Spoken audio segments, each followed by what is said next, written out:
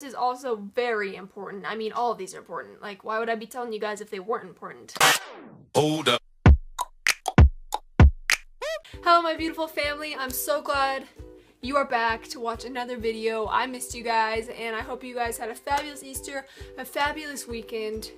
If you are new, I am so glad you're here. It would make me so happy if you subscribe to my channel so I can see you in the next video. So today's video is another study hack, how to study for finals, how to get through finals, how to just study in general.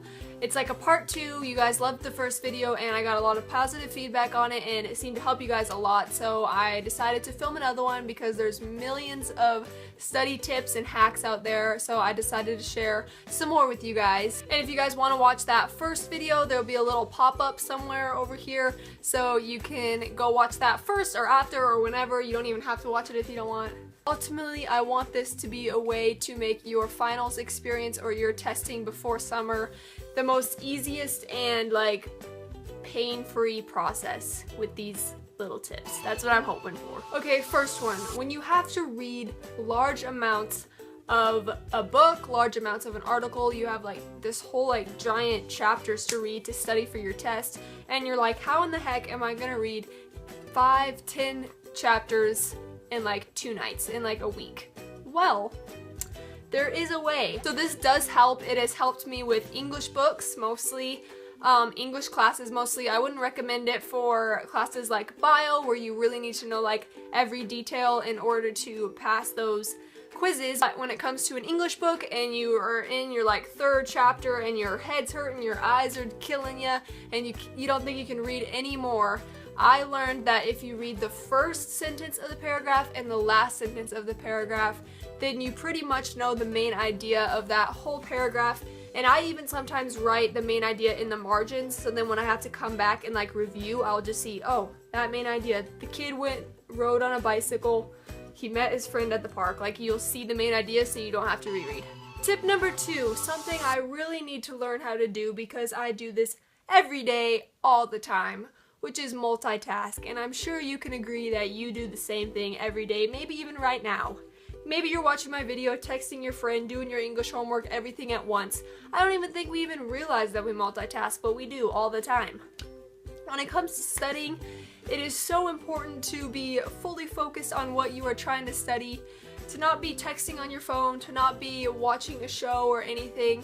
Now, homework is a different story. I always watch TV or whatever when I'm writing my English papers, for instance, because I just feel like I don't know, it helps me get through it, you know? But when it comes to studying, you need to be fully focused on what you're trying to study. You're gonna remember it so much better if you're not going through some flashcards, then looking up posts on Instagram and like back and forth. Like, you're gonna remember it so much better if that's freshly in your brain. Freshly. When that's freshly in your brain. When it's nice and fresh in your brain with no other distractions. Tip number 3 kind of goes along with that. If you study right before bed, you don't watch TV before bed, but you finish studying right before bed, it will be fresh in your mind, and while you are sleeping, your information transfers from your short-term to your long-term memory, so you are more likely to be able to remember that when the test rolls around the next day.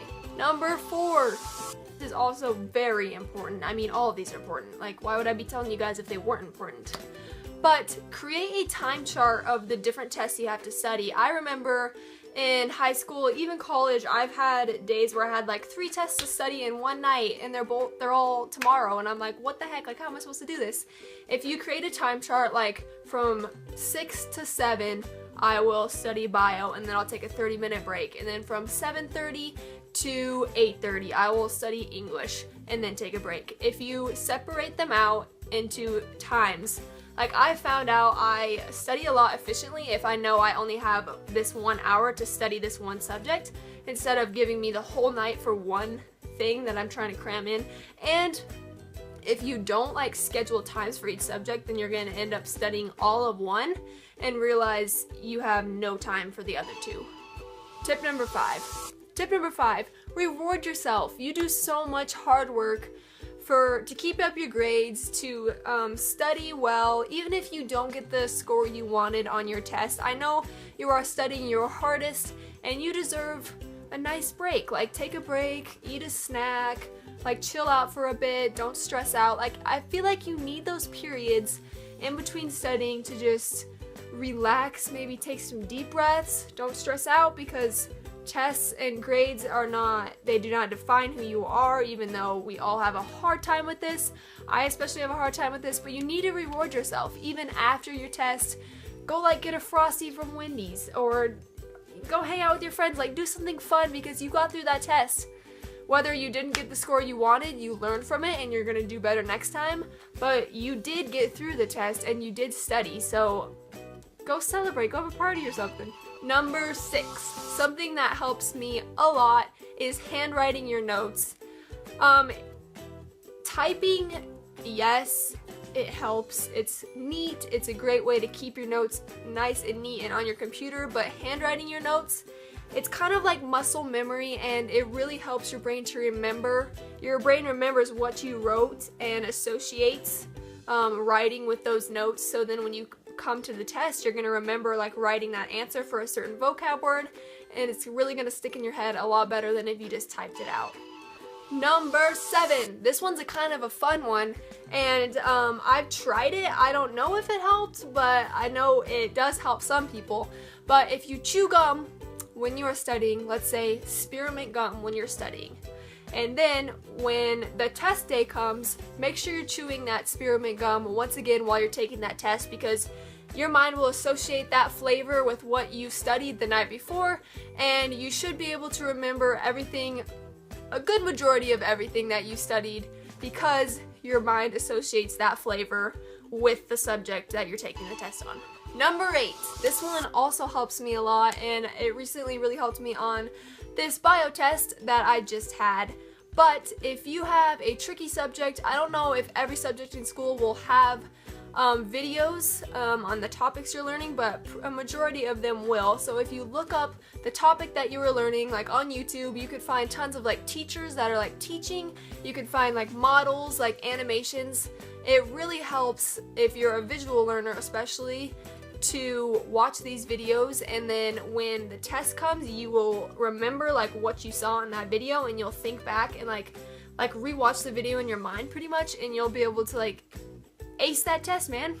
Like, it's that easy. Well, I hope you guys loved this video, and this is me wishing you luck on all your finals. I know you guys will do great. I believe in you guys. This family is fantastic, and you're gonna do great things. And yeah, go ahead and study. I know you'll do great, and I hope these tips help you. And once again, if you want to watch my last study hack video, I'll leave it down below. And yeah, I'll see your beautiful faces on Sunday. Bye!